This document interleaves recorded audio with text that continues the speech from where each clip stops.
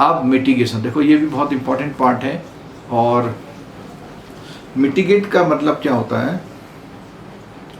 Mitigate का मतलब होता है एक तरह से कंट्रोल करना या कम करना, रिस्क को कम करना, उसे लड़ने की ताकत देना। क्या करते हैं यहाँ देखिए, डेफिनेशन में देखिए, since risk arises from the uncertainties associated with the risk element, risk reduction, reduction कम करना, is achieved by the adopting strategies that eliminate और reduce the uncertainties associated with the risk element. यानी ऐसा काम करना जिससे क्या है, जो रिस्क एलिमेंट से एसोसिएटेड अनसर्टेनिटीज हैं उनको एलिमिनेट करना या रिड्यूस करना। ठीक है, this is called risk mitigation. तो ये रिस्क मिटिगेशन, तो मैंने पहले ही बोला था कम करना, लेकिन इसमें टेक्निकल वर्ड आगे क्या है, रिस्क जो एलिमेंट हैं उनसे जुड़ी हुई जो अनसर्टेनिटीज हैं उनको रिड्यूस करना या ख़त्म कर देना is known as risk mitigation. ठीक है, चलो।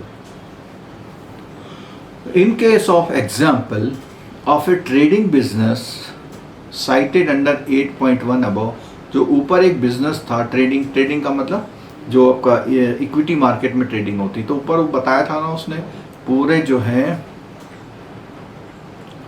जिसमें हमने थोड़ा सा वो चार्ट दिखा था, ये वाली बात कर रहे हैं, टेबल 8.1 वाली बात, पेज नंबर 194 पर है। तो उसमें उन्होंने mean of volatility of stock, तो वीक के हिसाब से कुछ वीक का उसने जो है 26 वीक का एक डेटा बना के दिया था उसने।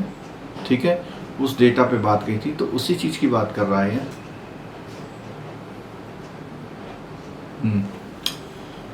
तो उसमें क्या बात करी उसने, one may like to enter into a sale and purchase contract. तो उसमें सेल और परचेज का ट्रेडिंग का कॉन्ट्रैक्ट है। Since a sale contract would specify volume and the price, the uncertainty associated with them would be contained. A purchase contract would eliminate the uncertainties associated with the purchase price. तो क्या कह रहा है, कहता है कि आपने परचेज जो कॉन्ट्रैक्ट किया हुआ है वो क्या करता है, आपके परचेज प्राइस की अनसर्टेनिटीज जो एसोसिएटेड है उसको हटाने का काम करता है।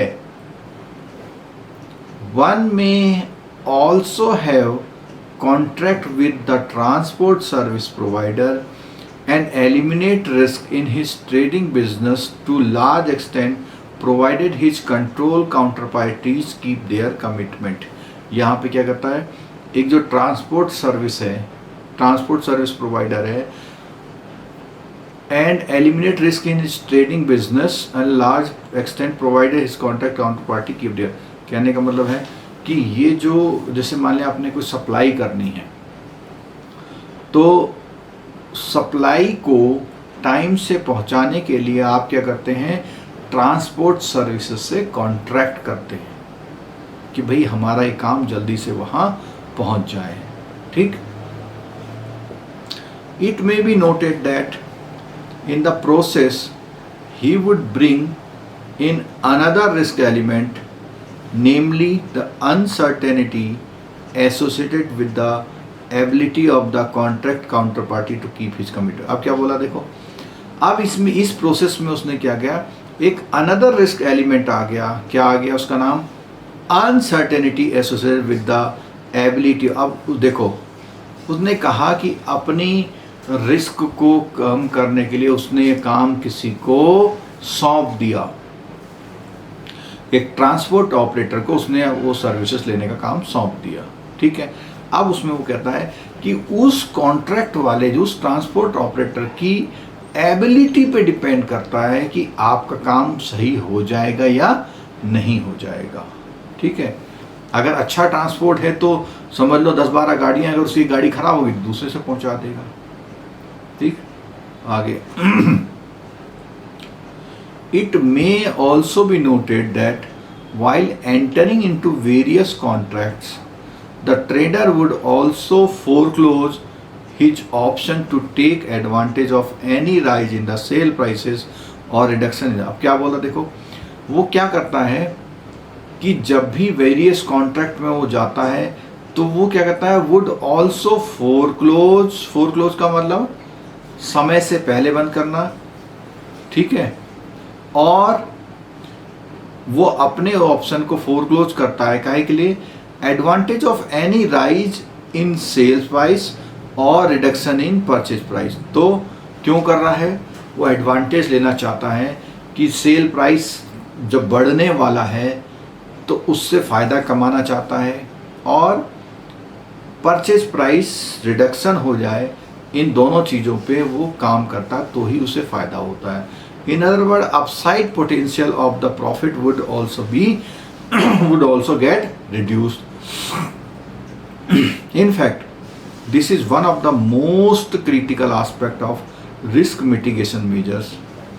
While risk mitigation strategy help, तो ये जो हमने एग्जाम्पल लिया याला कि भैया कहीं से उसने खरीद करके और उसको पहुंचाना कहीं है तो उसने कॉन्ट्रैक्ट कर लिया एक ट्रांसपोर्टर से, उसने बेसिकली क्या किया, एक रिस्क को मिटिगेट करने की एक्सरसाइज करी, ठीक है। तो जैसे हम बताते हैं अपने आप को, हमसे जो पेन ड्राइव कोर्स लेता है तो उसका कोर्स डिले ना हो, हमने ब्लू डार्ट कंपनी से एक टाई अप या कॉन्ट्रैक्ट किया हुआ है। और ब्लू डार्ट कंपनी क्या है, एक आपको पता है इंडिया की बेस्ट कुरियर सर्विसेज में उसका नाम है। हमने उसकी एबिलिटी को देखते हुए ये कॉन्ट्रैक्ट किया हुआ है, जिससे हमारा जो डिलीवरी है वो आप बिलीव नहीं करेंगे कि अंडमान निकोबार थर्ड डे। हाँ, अगर कोई बहुत इंटीरियर में जगह है वहाँ 2-3 दिन लग जाते हैं, लेकिन जो एयर कनेक्टेड प्लेसेस हैं थर्ड डे डिलीवरी है उसकी। तो ये हमने क्या किया, रिस्क मिटिगेशन की एक एक्सरसाइज कर ली कि जो अनसर्टेनिटीज हैं जो हो सकती हैं उनको कम करने के लिए, ठीक। चलो आगे, तो क्या बोला यहां, दोबारा देखते हैं इसको। While risk mitigation strategy help in reducing adverse, और उससे क्या होता है, बिजनेस पे एडवर्स इम्पैक्ट नहीं होता, प्रोबेबिलिटी ऑफ गेटिंग लॉसेस कम हो जाते हैं, it limits upside potential as well, और इससे कोई चीज़ मैक्सिमम होने से रुक जाती है। Chances of getting super profit would also be limited. तो क्या बोला, ये अपसाइड पोटेंशियल लिमिट का मतलब कि ऐसा करने से जो एक बेहताशा जो आपको लाभ होना होता है वो भी कम होता है। क्यों, क्योंकि आपने जब दूसरे से कॉन्ट्रैक्ट किया उसकी कॉस्ट पेमेंट कर रहे हैं आप। अगर आप रिस्क ले लेंगे, उन्होंने कहा नहीं मैं तो 40 रुपीज़ की स्पीड पोस्ट से भेजूंगा, प्रॉफिट तो बढ़ जाएगा आपका, कहाँ 400 रुपये कुरियर की कॉस्ट और कहाँ 40 रुपीज़, ठीक है। तो अपसाइड पोटेंशियल भी हो सकता है, लेकिन अगर आपने कॉन्ट्रैक्ट कर लिया तो आपका जो अपसाइड पोटेंशियल है वो भी लिमिट हो जाता है, यानी प्रॉफिट भी लिमिटेड होता है उससे आपको, ठीक है, बढ़ता नहीं है। Nevertheless one achieves stability in his net cash flow and risk stand reduce. तो क्या होता है वहाँ पे, तो एक तो क्या होता है, स्टेबिलिटी हो जाती है नेट कैश फ्लो में, और रिस्क स्टैंड रिड्यूस। तो ये सारी बातें वो कर रहा है रिस्क मिटिगेशन के बारे में। वो सारी बातें किसमें कर रहा है, रिस्क मिटिगेशन के बारे में कर रहा है। In banking we come across a variety of financial instruments and number of techniques that can be use to mitigate. क्या हो रहा है, number of financial instrument use करते हैं रिस्क मिटिगेट करने के लिए, और number of techniques. The techniques to mitigate different type of risk are different. तो हर तरह के रिस्क को मिटिगेट करने के लिए अलग अलग क्या होती हैं, टेक्निक्स होती हैं। फॉर मिटिगेटिंग क्रेडिट रिस्क, देखना सुन लेना जरा कि क्रेडिट रिस्क को मिटिगेट करने के लिए क्या होता है, bank have been using traditional techniques such as collateralisation by the first priority claims. क्या मतलब हुआ, विद कैश और security, landed properties, third party guarantee, etcetera. कह रहा है कि वो जो क्रेडिट वाला रिस्क कम करना है तो लोन ऐसे दे रहा है कि जैसे थर्ड पार्टी गारंटी ले रहा है, लिक्विड कुछ आपके एफडी वगैरह ले लेता है, और कोलेटरलाइजेशन बोरोविंग करता है, मतलब कुछ ऐसा कुछ ना कुछ गिरवी रख लेता है, जैसा हाउस लोन की बात है, ठीक है। Banks may buy credit derivatives to offset various form of risk. क्या मतलब कि वो क्या कर रहा है, बैंक जो करता है अपने आप को जो क्रेडिट रिस्क हो रहा है उसके लिए क्या कर रहा है, क्रेडिट डेरिवेटिव्स ले लेता है, जैसे इंश्योरेंस करवा लेता है लोन का, तो ये क्या है, क्रेडिट डेरिवेटिव खरीद लेता है, ठीक है। For mitigating interest rate risk, तो इसके लिए कौन से वाले की जो बात करी हमने, क्रेडिट रिस्क ले, तो वो ये कर लेता है। इंटरेस्ट रेट रिस्क के लिए क्या करता है, इंटरेस्ट रेट का स्वैप एग्रीमेंट, यानी कि fix to floating, floating to fix वाला वो कर लेता है, ठीक।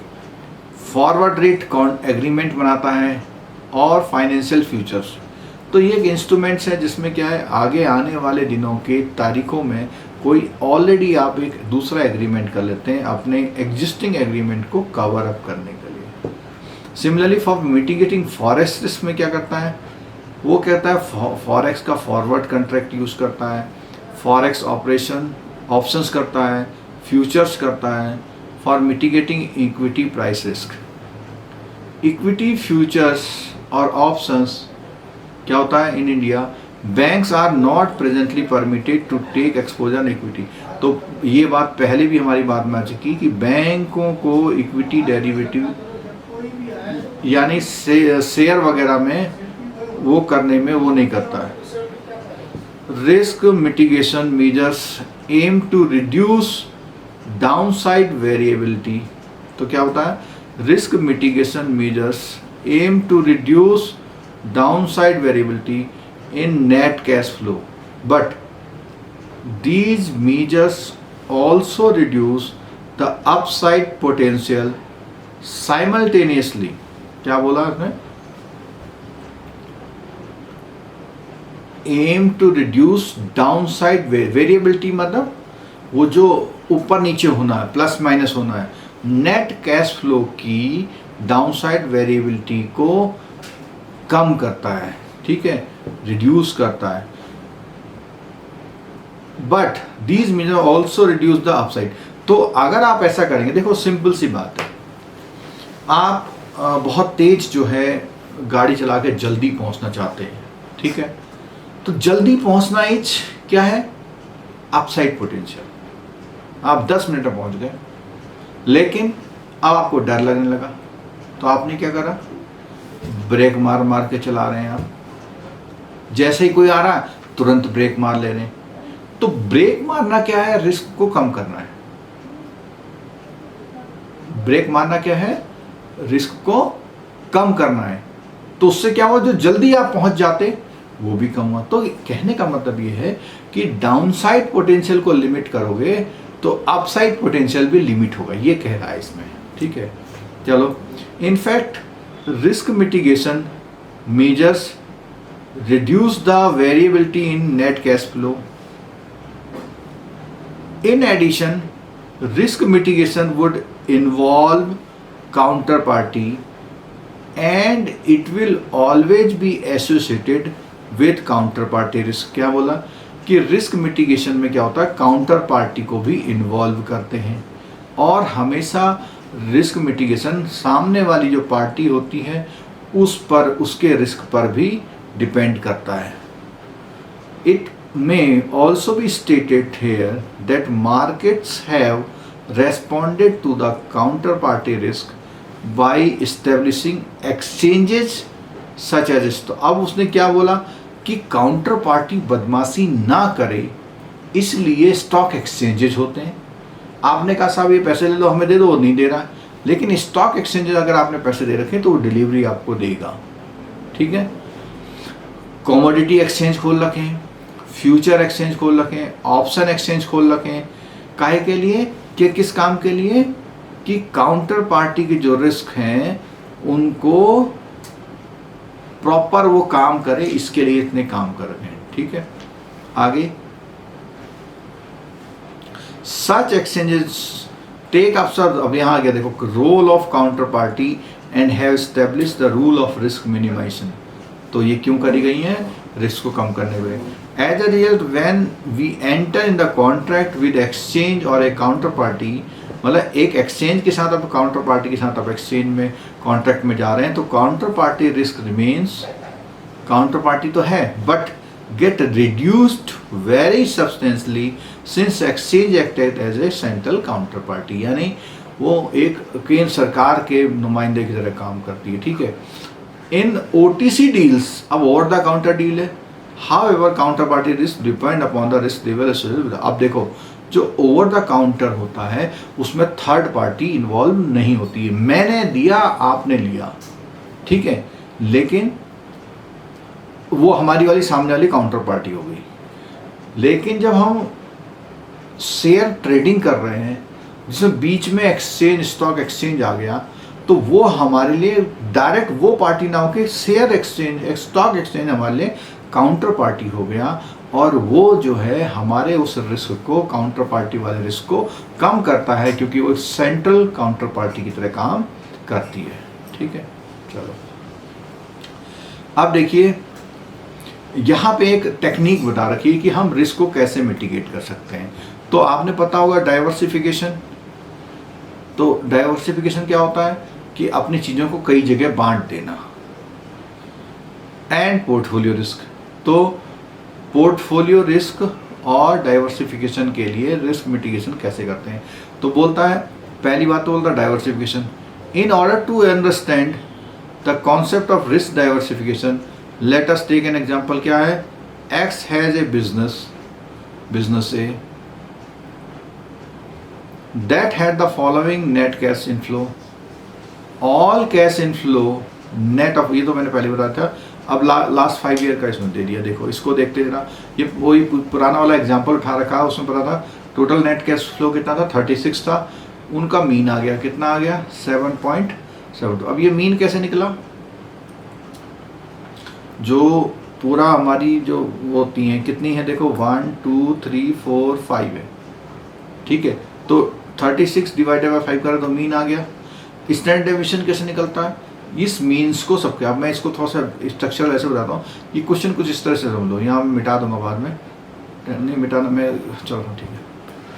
10 3 4 8 11 ये आ गया, आपका मीन कितना था 7.6। तो आप क्या करेंगे, हर एक में से 7.2 माइनस कर लो, 7.2 माइनस कर लो, ठीक है।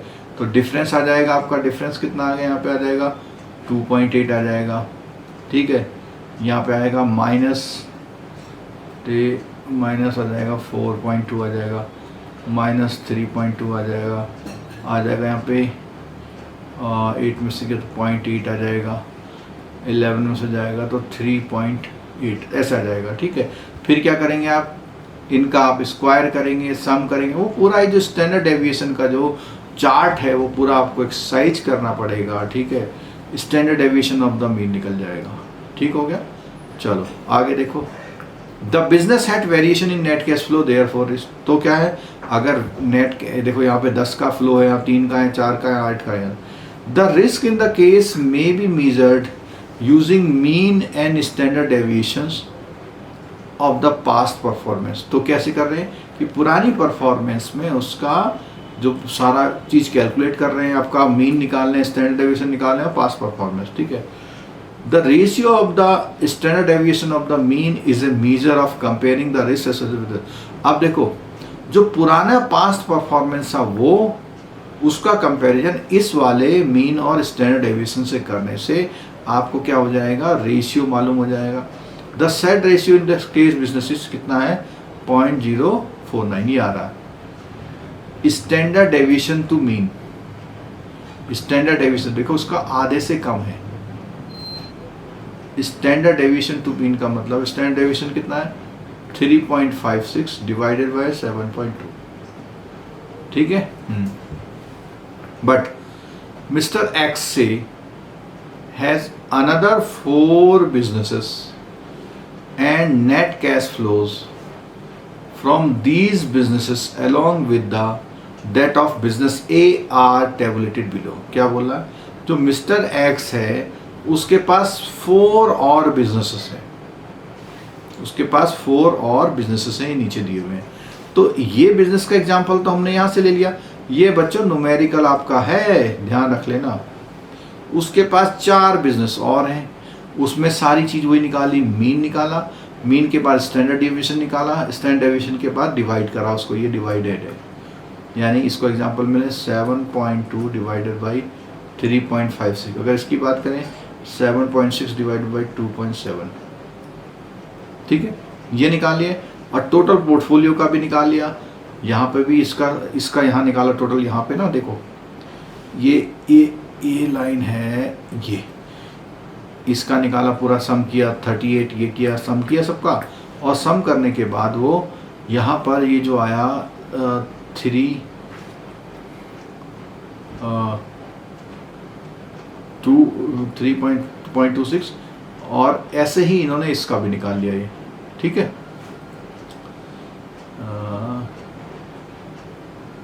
ये जो स्टैंडर्ड डेविएशन निकाल रखा है, ये पूरा चार्ट बना के निकाला हुआ, जो मैंने अभी यहाँ पे बताया आपको, ये इस तरह से निकाला हुआ, ये पूरा इस तरह से निकाल रखा है, ठीक है। अब करने पे क्या एक ऑब्जर्वेशन लेते हैं, देखो, if we study the ratio of standard deviation to mean, इनकी स्टडी करने और ऑल बिजनेस में, the set ratio is different from, और हर बिजनेस में अलग आ रहा है, ठीक है। The maximum and minimum being 61% and 36 respectively. तो क्या बोला उसने, मैक्सिमम कितना है 61% और मिनिमम कितना है 36% है, ठीक है। ये है मैक्सिमम और ये है मिनिमम, ये हमारा ये निकला। अब क्या कहता है आगे देखो, it may however be notice that ratio of standard deviation to mean in case of total portfolio is only. अब देखो क्या है, वो कहता है कि जब हम टोटल पोर्टफोलियो की बात करते हैं तो हमारा इन दोनों का जो रेशियो है वो 0.25 आ रहा है। यहाँ पे क्या आ रहा है 0.25, देखो करके दिखा देते हैं हम आपको। 31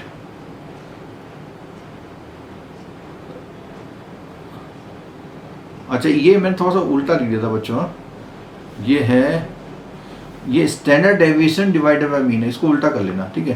तो मैं यहाँ पे कर रहा हूँ स्टैंडर्ड डेविएशन 7.85 डिवाइडेड बाई 31.20, तो इससे डिवाइड कर रहे हैं तो ये आ रहा है, ठीक है।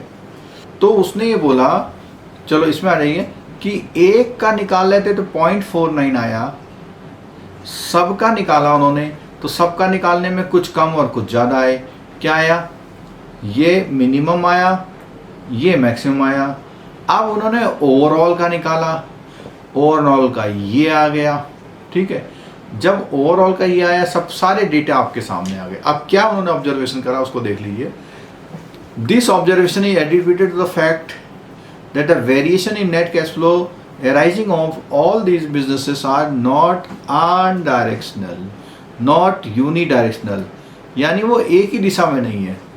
While cash flow in the year 2 had decreased in respect of business A and C the over first year। क्या बोला कि दो बिजनेसेस में, कौन कौन से बिजनेस में, एक तो इस वाले बिजनेस में और एक इस वाले बिजनेस में 1 से आगे बढ़ने पर क्या हुआ, वो डाउन हो गया। और आगे बोलता है द सेम है जिनकी in respect of B D, और इसमें क्या हुआ, इसमें क्या हुआ, इंक्रीज हो गया, ठीक है। अच्छा, as a variation net cash flow of the portion has been less, this is called the diversification of the risk. क्या बोल रहा है, जबकि वो पूरे पोर्टफोलियो की बात कर रहे हैं तो ओवरऑल में क्या हुआ है, वो हुआ, देखो जैसे 38 से 40, तो यहाँ कहीं ज़्यादा कहीं कम, लेकिन यहाँ बढ़ गया, ठीक है। तो ऐसे ही कहीं कम हुआ कहीं ज़्यादा हुआ, ओवरऑल करते गए, ठीक। Because the reason risk associated with the portfolio is always less than the weighted average of the individual. क्या बोलता है कि जो इंडिविजुअल आइटम में होता है, डाइवर्सिफिकेशन में हमेशा क्या होता है, लेस होता है, ठीक है। आगे देखो, तो यहाँ पे जो ये डेविएशन था, कहीं कितने परसेंट कहीं कितने परसेंट था, लेकिन ओवरऑल जो डेविएशन है वो क्या हो गया, कम हो गया, ठीक है। In banking business the same concept prevails. Bank में suppose that the branch has taken a credit exposure on a borrower, risk level 2 का है, और likewise a said branch several other branches, जिसने दूसरी ब्रांचों ने भी रिस्क 2 का क्रेडिट ले रखा है, से 99 borrower, now portfolio consist of 100 accounts with level 2, the portfolio risk level would not be level 2। क्या बोलता है कि अगर पूरे जो अलग अलग लेवल पे लेवल 2 पे एक ब्रांच ने बिजनेस किया, दूसरी ने भी उस पर लेवल 2 पे बिजनेस किया, लेकिन डिफरेंट होने में क्या कहता है, 100 में से 99 बोरोवर्स, तो वो कहता है कि the portfolio level would not be level of to risk, तो पूरे का 2 से कम हो जाएगा। It would have a lower risk level 2, again this would be due to the effect of diversification, all these 100 account will not behave the unidirectional manner. Risk in these account will not materialize simultaneously, thereby reducing the portfolio risk. This would to all type of risk. तो ये कहता है ये सारी चीज़ें diversification वाला है, ये हर तरह के रिस्कों में वही काम करती है जैसा कि यहाँ काम कर रही है। ठीक है, चलिए लेट सम पे आते हैं। हाँ, क्या कर रहे हैं, और risk management framework provides for facilitating implementation of risk and business policies simultaneously in A consistent manner so that the balance view on risk and return. तो ये तो लेट सम अप में बात आ गई, फिर इसको देख लेते हैं। चलो, वेल आर्टिकुलेटेड प्रोसेस क्या है, organisation, identification, measurement, pricing, control and mitigation.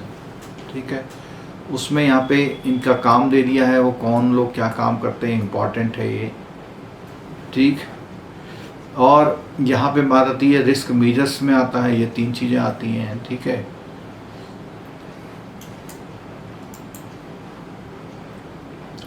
सारे कीवर्ड आ गए। तो अब बात आती है क्वेश्चन एंड आंसर की, तो हमारे साथ आप लोग क्वेश्चन आंसर कर सकते हैं। तो पहला क्वेश्चन हमारा दिया हुआ है, capital charge component of pricing account for. Capital charge जो होता है, ये जो चर्चा में आ रहा है बार, तो वो प्राइसिंग जो होती है किसके लिए करी जाती है। देखो, कैपिटल चार्ज किस पे होता है, कैपिटल कॉस्ट ऑफ कैपिटल की वजह से करना पड़ता है, और ये होता है लॉस के प्रोविजन से। तो ये वाले का कोई रिलेशन नहीं है। इंटरनल जनरेशन ऑफ कैपिटल का कैपिटल चार्ज से कोई मतलब नहीं होता है। ठीक है, तो इसके अकॉर्डिंग कौन सा आंसर हो जाएगा, ये वाला हो जाएगा। ठीक है, अब जो है अगली चीज़ है, daily volatility of A stock इस कितनी है, 0.5। देखो वो क्वेश्चन आ गया बहुत सिंपल सा, व्हाट इज द 10 डे। ये आपका 1 नंबर पक्का हो सकता है, आप एग्जाम में देख लेना इसको। ठीक है, रिस्क मिटिगेशन रिजल्ट्स इन पहला है reduction of downside potential, reduction in potential, और 2 ही ऑप्शन है इसमें। तो 2 ऑप्शन में पूछा हुआ है कि रिस्क मिटिगेशन जो होता है वो किसके लिए होता है, तो उसने कहा ऑल स्टेटमेंट आर करेक्ट और बोथ आर इनकरेक्ट। तो ठीक है, जब हम पढ़ रहे थे तो एक तो क्या बोलता है, जो रिस्क मिटिगेशन होता है वो डाउनसाइड पोटेंशियल को भी करता है और अपसाइड पोटेंशियल को भी रिड्यूस करता है, यानी वो नीचे गिरने से भी बचाता है और ऊपर बहुत ज़्यादा से, तो दोनों चीज़ों पे लगाम लगाता है। नहीं तो क्या होगा, हो सकता है बहुत प्रॉफिट हो जाए या हो सकता है बहुत, तो इस चीज़ को मिटिगेट करता है वो। तो इसके दोनों आंसर होंगे। ठीक है, कौन कौन से दोनों आंसर होंगे, ये वाला, all the statement are correct. ठीक है, ये वाला 1 मत कर देना है, केवल ये वाला, ये प्रॉफिट पोटेंशियल को भी, प्रॉफिट पोटेंशियल का मतलब होता है अपसाइड, अपसाइड पोटेंशियल को भी रिड्यूस करता है, और डाउनसाइड को रिड्यूस करने का मतलब इधर को करता है, अपसाइड को ये करना है, यानी एक रेंज में